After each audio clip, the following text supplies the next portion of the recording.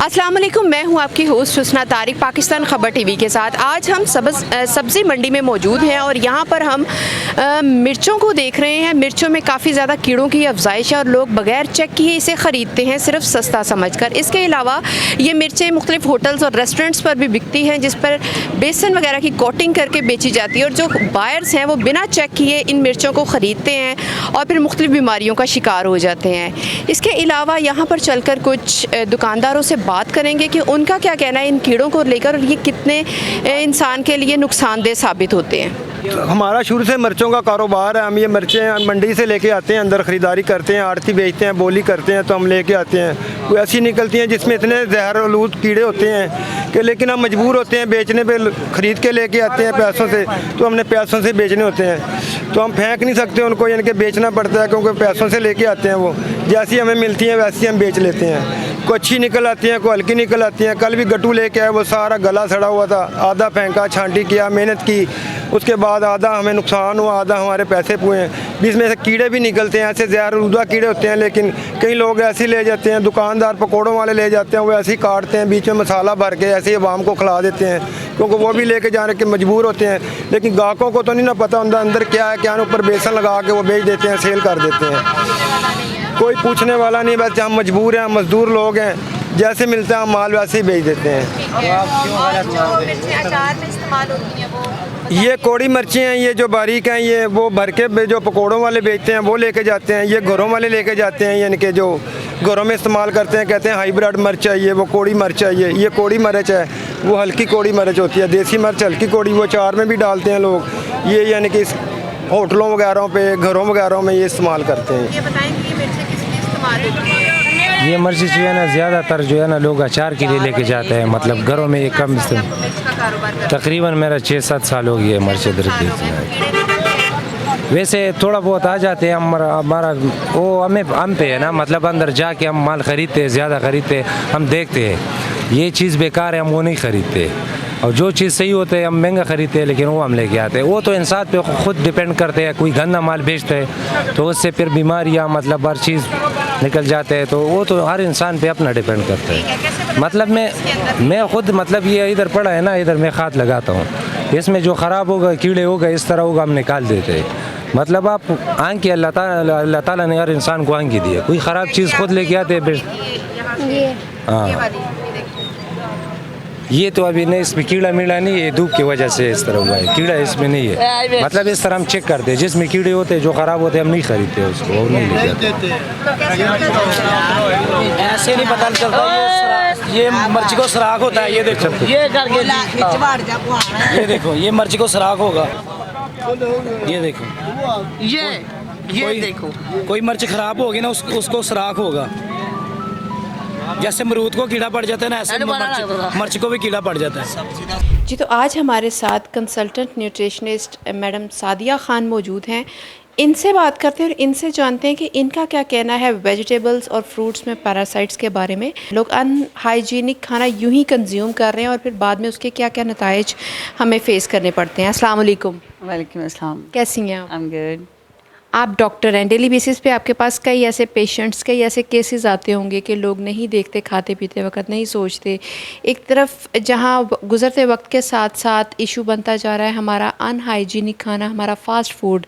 दूसरी जानिब अगर हम फ्रूट्स और वेजिटेबल्स की बात करें तो उनमें जो है कीड़े लोग बिना देखे खा जाते हैं, बहुत ज़्यादा केमिकल स्प्रे किए जाते हैं। मैं इजी वर्ड्स में बात करूँगी ताकि हर किसी को समझने में आसानी हो। तो आप भी इजी अल्फाज में समझाते हुए बताएंगे कि इनके क्या क्या नुकसानात हैं और लोग जो ये बेदहानी करते हैं इसका फिर बाद में उन्हें किस तरह से जो है सफ़र करना पड़ता है। में ये देखें कि जब एक कोई आप सब्ज़ी ख़रीदते हैं और या कोई फल है, जो भी चीज़ें हैं, अभी इसको अमूमन उर्फ़ आम में तो ये कहते हैं नहीं कोई नहीं, you are getting high protein food और like this, but this is a joke apart. The main thing is कि इट इज़ क्वाइट हार्मफुल। कैसे हो सकता है नुकसानदेह ये?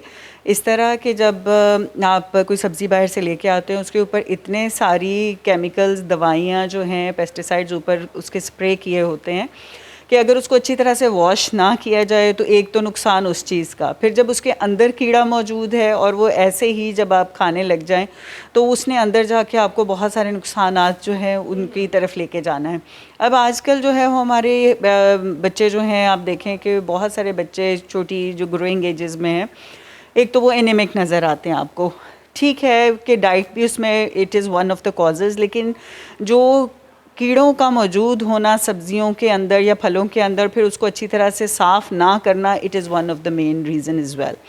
अब आप देखें कि अगर आपने एक कंज्यूम किया है फल या सब्ज़ी और उसके अंदर वो कीड़े मौजूद थे, उसकी वजह से बहुत सारे हेल्थ इश्यूज़ आ सकते हैं। कौन से नुकसानात हो सकते हैं कि अब ख़वातीन हैं वो खा रही हैं रेगुलर बेसिस पे, चिड़चिड़ापन आ जाता है, आंखों के नीचे डार्क सर्कल्स हैं, वो फिर उसके बाद एस्थेटिक्स के लिए जाते हैं या स्किन स्पेशलिस्ट के पास जाते हैं, तो आयरन डेफिशिएंट भी वो हो सकता है।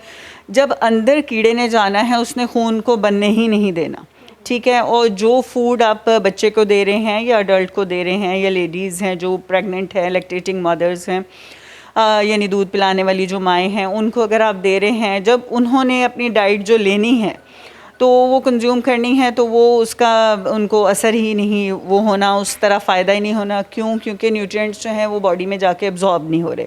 उसकी वजह से उनकी तबीयत में चिड़चिड़ापन होना, क्योंकि खुराक जितनी ज़रूरत थी उतनी उसको बॉडी ने इस्तेमाल ही नहीं किया, क्योंकि उसके अंदर ऐसी ये चीज़ें मौजूद हैं जो उसको खा रही हैं।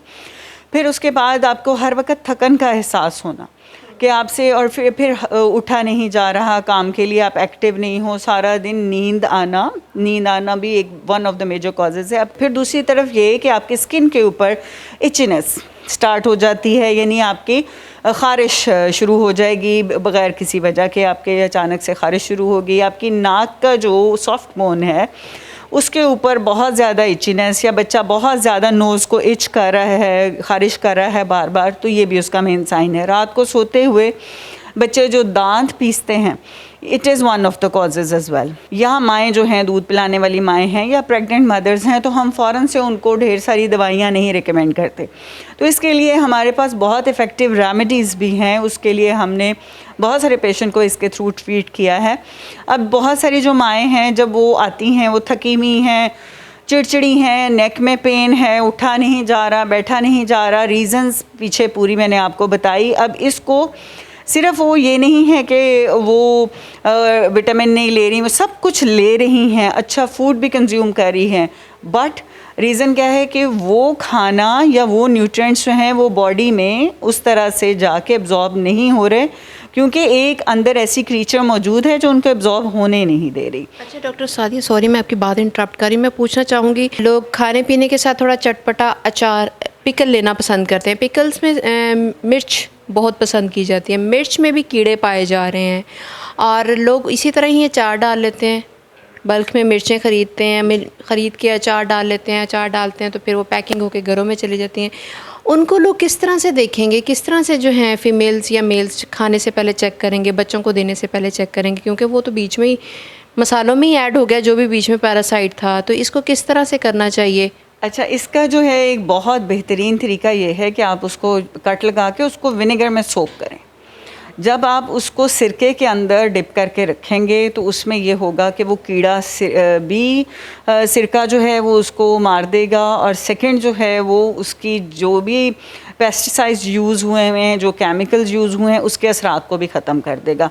अब उसमें एक क्वेश्चन ये भी आता है कि अगर आपने सिरके में डिप किया है तो वो उसमें खटास इतनी ना आ जाए, तो आप उसमें हाफ़ विनेगर डालें, हाफ़ जो है वो आप वाटर ऐड करें, और उसके अंदर उसको कट लगा कर डिप करें, जो भी आपकी वेजीज़ आ रही हैं जिनको आपने आगे यूज़ करना है जी। और एज़ पिकल भी यूज़ करना है कि आपने अपनी बेसिक रूटीन की करी जो सालन आपका बनता है उसमें भी इस्तेमाल करना है, रॉ फॉर्म में भी लेना है, तो आप उसको विनेगर के साथ वॉश करें। रेशो 50-50% वाटर और विनेगर की आप लेके तो उसको धोएं, तो ये आप सारे मुज़र असरात से आप आराम से छुटकारा हासिल कर। तो जो रेडी टू ईट लिया जाता है, लाइक फ्राइड फूड्स हैं, समोसे, पकोड़े, मिर्च हो गया, बैंगन हो गया, इस तरह की चीज़ें हो गई, या पिकल जो है वो रेडी टू ईट लिया जाता है, इनको किस तरह से जो है चेक किया जाए, इनके चेक एंड बैलेंस का किस तरह से ख्याल रखा जाए? कोई ब्रांड की चीज़ आ रही है तो उस पर हम अंधाधुंध भरोसा कर सकते हैं? उसके लिए भी मैं आप लोगों को ये रिकमेंड करूँगी कि अगर आपने उन पैरासाइट्स से या आपने ये टॉक्सिक इफ़ेक्ट से छुटकारा हासिल करना है तो अपनी रूटीन में अदरक का कहवा ज़रूर लेके आएँ। अदरक और लौंग का कहवा जो है उसको इस्तेमाल किया जाए, और ये इस तरह की अच्छी हर्ब्स हैं कि जो आपको बहुत ज़्यादा नुकसानात की तरफ ज़्यादा जाने से बचा सकती हैं, आपकी गट हेल्थ को ठीक करेंगी, आपकी पूरी इंटेस्टाइन को क्लियर करेंगी। चिया सीड्स हमारे पास अवेलेबल हैं। बहुत सारी मदर्स आती हैं, उनको जब बहुत एक्सट्रीम वीकनेस होती है तो मैंने बहुत जगहों पे जहाँ इंटरव्यू दिया मैं हाईलाइट करती हूँ मोरिंगा, चिया सीड और तुखमलंगा, because these are the things जो आपको ब्यूटीफाई करती हैं और आपकी बहुत सारे हेल्थ इश्यूज़ और बहुत सारे ऐसे माइक्रोन्यूट्रिएंट्स जो कहीं से नहीं मिल रहे होते वो आपको इनसे मिल जाएंगे और आपके बहुत से मसाइल को भी ये हल करेंगे। अब ये जो चिया सीड है, ये तुखमलंगा है, आप देखें जब इसको हम सोक करते हैं यानी भिगो देते हैं तो इसके इर्द गिर्द एक जेली फॉर्म हो जाता है। वो जो जेल है वो इन जितने भी आपके अंदर कीड़े हैं ये उनको भी बाहर निकालने में बहुत मदद करता है। थैंक यू सो मच, बहुत अच्छा लगा आपसे बात करके। उम्मीद है कि हमारे व्यूअर्स को बहुत ज़्यादा अवेयरनेस मिली होगी, आइंदा वो इस चीज़ों का ख्याल रखेंगे। इसके साथ ही अपनी होस्ट हुस्ना तारिक को इजाज़त दीजिए। अल्लाह हाफिज़।